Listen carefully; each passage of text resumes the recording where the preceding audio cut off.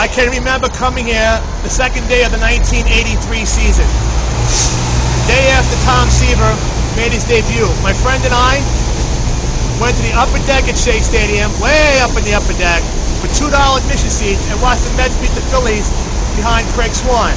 I can remember my first opening day at Shea Stadium, 1982. George Foster made his debut with the Mets. What's memorable about that day, I know the Mets won the game, but also that night, I heard on the radio as the New York Islanders, on their drive for their third Stanley Cup, were about to be eliminated, but John Tonelli scored 2 goals, one to tie it up late in regulation, and one to win it in overtime to keep the Islanders alive in the first round, and they would eventually go on to win their third, and then the following year, their 4th straight Stanley Cup. So that was a big day. Also, 1985. Well, let's go back here, 1984. 1984 was one of the best years I ever had as a Mets fan. No, the Mets didn't win that year, but it was the first time since I started watching the Mets that they showed life. They won 90 games and battled the Cubs for the Eastern Division title. The Cubs, of course, were too strong, had more veterans, so the Cubs won the division. But I remember going out with my friend on a game in late July, when the Mets were still in front. Our neighbors said that the game was sold out. We told them we had tickets. They said, how? They had tickets, and our joke was, they're letting him in. 1985. On opening day in 1985, Gary Carter, in his first game as a member of the Mets, hit a home run to begin his Met debut. I was not at that game. I was at the very next game. In 1984, the wave was a big thing. I actually banged my knee during the wave in '85 in that game, and it was never the same. Vice President George Bush threw out the first ball, and a Met reliever named Roger McDowell made his major league debut that day. I went to a bunch of games in 1985. One game I remember was in late April, when the Mets and the Pirates played 18 innings, and the Mets won it. The key thing is Rusty Staub kept switching back and forth between left field and right field. That was a great pennant race, but the Mets would fall short to the St. Louis Cardinals. 1986, I went to many more games at Shea Stadium. And my greatest moment ever at Shea Stadium took place on September 17th, 1986. I was on Shea Stadium that night, me and my friend, who's not a Mets fan, but a Yankee fan, my friend Darren, and we had the honor and the privilege to run around the field at Shea Stadium on that wonderful night. Yes, we were there that night. We were on the field. I still have my grass and dirt from that night, and I will always keep it and always cherish it. He planted his, it's gone. I will always keep it as a memory. Over the years, I was at the Pine Tar game in 1988 when the Mets, at that time, got the upper hand over Jay Howell and the Dodgers in Game 3. We all know the Mets weren't destined to win it that year. As Kirk Gibson beat us in Game 4 and 5, and we lost to Earl Hershiser in Game 7 at Dodger Stadium. But I was at that third game. I was also at the clincher in 1988 too. That was great, but nothing compared to 1986. And as I said, I'm also proud of being there for 14 games in 1993 when the Mets were a horrible 100-loss team. One thing I remember about that year, opening day, the Mets played the expansion Colorado Rockies. And I came out of Shea Stadium that day, on a historic day, because a franchise was born. And this guy was saying how the Mets are going to be so horrible this year. Of course, being a Mets fan, I poo-pooed him, but he was 100% right. The 93 Mets were a horrible team, and Shea Stadium was not a fun place to be. But when your team is not doing well in the standings, you just look to the game on the field, and you take your wins when you get them. Through the years, I've been to Shea Stadium many times, as I said. 1999 was a great year. The Mets, the Mets have had a habit of collapsing down the stretch in the last few years. But 1999 was the year they were able to pick themselves back up. I was here for when they beat the Pirates at the end of the season, and Mike Piazza scored on a wild pitch, set up a one-game playoff in Cincinnati. Then they went on to play the Arizona Diamondbacks. I was here for Game 3, but Game 4 was a more memorable game. Who can forget Todd Pratt in the bottom half of the 10th inning, hitting that shot to deep center field. Steve Finley goes back. Does he have it? Did he catch it? Or didn't he? Finley was known for making those catches, so none of us in the ballpark knew. The hesitation to cheer was there, or not. Finley missed the ball. Pratt homered, and the Mets moved on to the National League Championship Series. The Mets had their problems with the Braves in the 90s and the 2000s, and the 1999 National League Championship Series proved to be no different. The Mets fell behind 2-0 before the series switched to Shea Stadium and lost a heartbreaker 1-0 at Shea Stadium when Al Leiter gave up the run in the first inning. Shea Stadium seemed like a tomb after that Game 3. And I was there for all 3 home games of that series. The Mets came back and won Game 4 in the bottom half of the 8th inning and got to the nemesis John Olerud. In Game 5, still needing to stay alive, came one of the best all-time games ever I saw at Shea Stadium. 15 innings in the late October sun and night. Through the rain, the Mets beat the Braves 4-3 on Robin Ventura's grand slam single in the bottom half of the 15th inning. I was here for that game with my friend Anthony, and this place rocked, and everybody who didn't believe on Friday night after the 1-0 loss in Game 3, we all believed the Mets would go to Atlanta and win the series. Of course, the Mets did not win in Atlanta, but it does not take away the feeling of that Game 5. In 2000, the New York Mets won the National League pennant. On July 8th of that year, the Mets and the New York Yankees, for the first time in 97 years, played a day-night doubleheader at Yankee Stadium and Shea Stadium. As a Met fan, it was a horrible day because Doc Gooden came back and beat us at Shea Stadium, and Dwight Gooden and Mike Piazza got beaten by Roger Clemens in the nightcap. But as a baseball fan, it was an honor to participate in that day. The day-night double has happened several times since then. I went to one in 2003, but it wasn't the same as that day. That was a big media event because the first time it happened since 97 years. The Mets would go on to the 2000 playoffs that year, and the division series against the San Francisco Giants, which I was at, would be a very memorable event. In Game 3 of that series, in the bottom half of the 13th inning, Benny Agbayani hit a home run to win the game and send it to Game 4 with the Mets a 2-1 lead. In Game 4, Bobby Jones came within an eyelash of pitching the first no-hitter in Mets history. He gave up only a hit in the 5th and a 1-hitter, and the Mets went on to play the St. Louis Cardinals. The Cardinals would, the Mets would beat the Cardinals 4-1 in that series. I went to all 3 games there at Shea Stadium. Timo Perez was a star for the Mets in that series. And the Mets would go on, and they won the National League pennant at Shea Stadium on Mike Hampton's 7-0 shutout of the St. Louis Cardinals. And Shea rocked that night, and I was here for that one too. The 2000 World Series, though, although I was confident we'd beat the Yankees, it didn't turn out that way. All my life, I had dreamed of seeing a World Series game at Shea Stadium.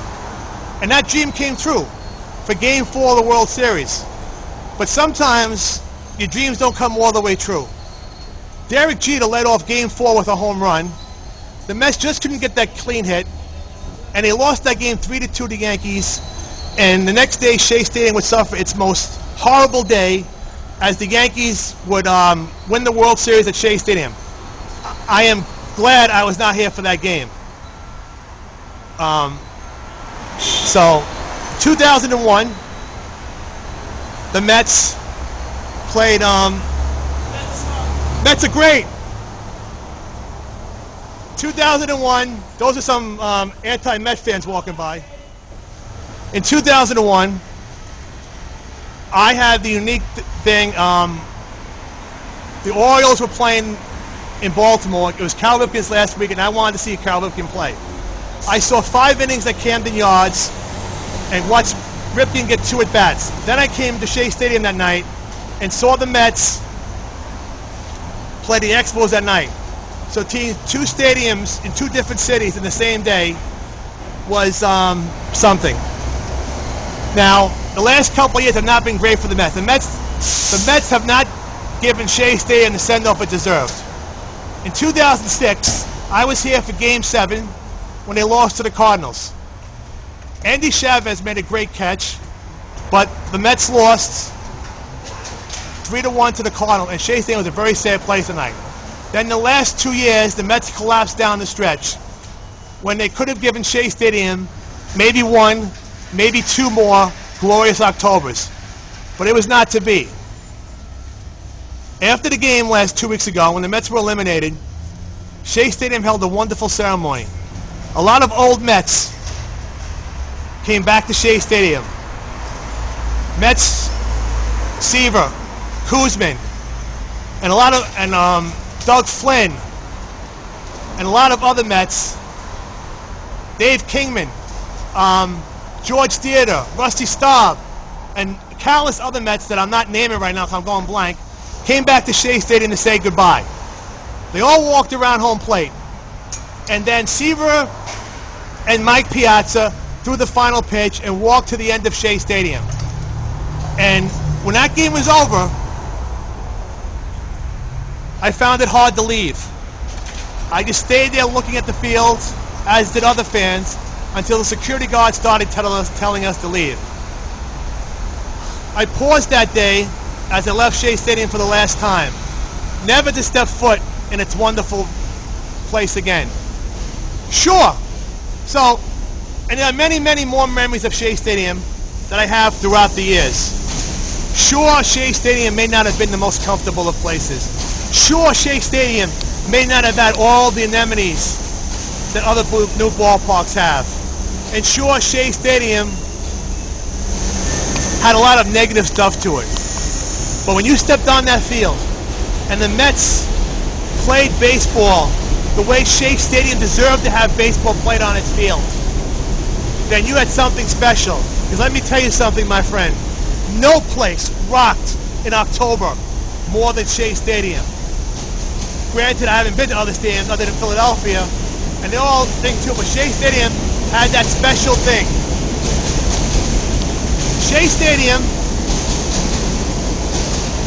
has played its last game. The people are gone.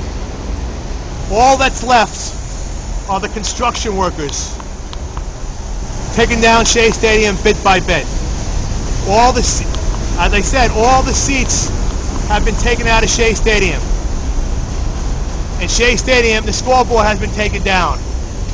Shea Stadium is simply a memory. But looking back on it, I guess it's the same thing. In 1964, Shea Stadium opened up. And Shea Stadium, compared to the Polo Grounds and Ebbets Field, was certainly the modern marvel of its time, as Citi Field is to Shea Stadium today. And I'm sure the old fans of the Polo Grounds and Ebbets Field enjoyed Shea Stadium, liked Shea Stadium, had fun, had their memories at Shea Stadium. But did it ever replace the Polo Grounds at Ebbets Field for those people? My guess is no. Because their memories were there. And as for me and many other Met fans of my generation, Citi Field will be a wonderful place to be, and we will enjoy it. And we will maybe even someday grow to love it. But will it ever replace Shea Stadium in our hearts and in our hopes? No, it will not. Citi Field, as I pan across, will be a place of new memories for Met fans. Hopefully the Mets will play better at Citi Field in 2009 than they did at Shea in 2008. It would have been wonderful to close Shea Stadium with a World Series. And if things had gone right, Shea Stadium would be preparing for a World Series, or at the very least, the continuation of the NLCS right now. But the Mets play faltered down the stretch for the second year in a row, and it was not to be. Hopefully in 2009, new memories will be built at Citi Field. But it would have been so much great to see a World Championship flag one more time be earned at Shea Stadium. Shea Stadium in New York home of the two-time world champion New York Mets, home of the four-time National League champion Mets. Shea Stadium, home, and let's not forget, even though I am not a Jet fan, I was not old enough then, Shea Stadium did host the New York Jets from 1964 to 1983, including their World Championship year of 1968, the year Joe Namath guaranteed victory over the Baltimore Colts in the Super Bowl. As I pan over Shea Stadium one last time, we wonder about Shea Stadium and how wonderful it has been through the years. The memories will never cease. Shea Stadium is a wonderful place for Mets fans and fans of baseball alike. Shea Stadium was built during the cookie-cutter of the 1960s, the multi-purpose stadiums. But let me tell you, my friend, Shea Stadium was anything but a cookie-cutter stadium. Yes, Shea Stadium was a multi-tiered stadium, and yes, Shea Stadium had a horseshoe design. But Shea Stadium had an ambiance all to itself that special parks have. Yes, in the National Eye, it took a background to Yankee Stadium and other ballparks. I don't take a background to Yankee Stadium. Yes, Yankee Stadium's nice, but it's no Shea as far as I'm concerned. And am I biased in saying that? Yes, I am. I know the Yankee history, but I hate the Yankees, so I don't care. But Shea Stadium has been my baseball home since 1975. I'd gone to games before 75, but I don't count those because I didn't follow the Mets. But starting with that September 21st, 1975 game, when I went with my dad to Fan Appreciation Day, my love of Shea Stadium and the Mets has grown by leaps and bounds. Going to Met games will never be the same again come 2009. I will always love the Mets, and I will root for them wherever they play in New York or New Jersey, wherever the future brings them. And that will never change. And even though the Mets have angered me and frustrated me the last couple of years, and I have been furious at them, every April, hope springs anew. An eternal hope at the Met that this will be the year the Mets win their first World Championship since 1986. But it will never be the same again, because no more will I enter these wonderful gates at Shea Stadium.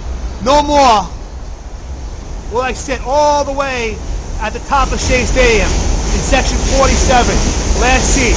My favorite seat in Shea Stadium, even when I didn't have a ticket for that game, because I just love that seat because it was a great breeze up in the upper deck, and I just love that seat. Right now, cranes and workers are on Shea Stadium, taking it down bit by bit. Shea Stadium, you want no more. You have done your duty, Shea Stadium, and you have done it proud. I salute you with the full version of Meet the Mets. Meet the Mets, meet the Mets. Step right up and greet the Mets. Bring your kiddies and bring your wife. Guaranteed to have the time of your life, because the Mets are really socking that ball, knocking those home runs over the wall. East side, west side, everybody's coming down to meet the M-E-T-S Mets of New York Town. Oh, the butcher and the baker and the people on the street, where do they go? To meet the Mets. Oh, the cheering and the chopping on the street, where do they go? To meet the Mets. We have ourselves a ball club of New York Town. Okay, I messed up the second part of the lyrics. Let's go Mets! Let's go Mets! Let's go Mets! Let's go Mets! Let's go Mets! Goodbye, Shea Stadium. You were the best.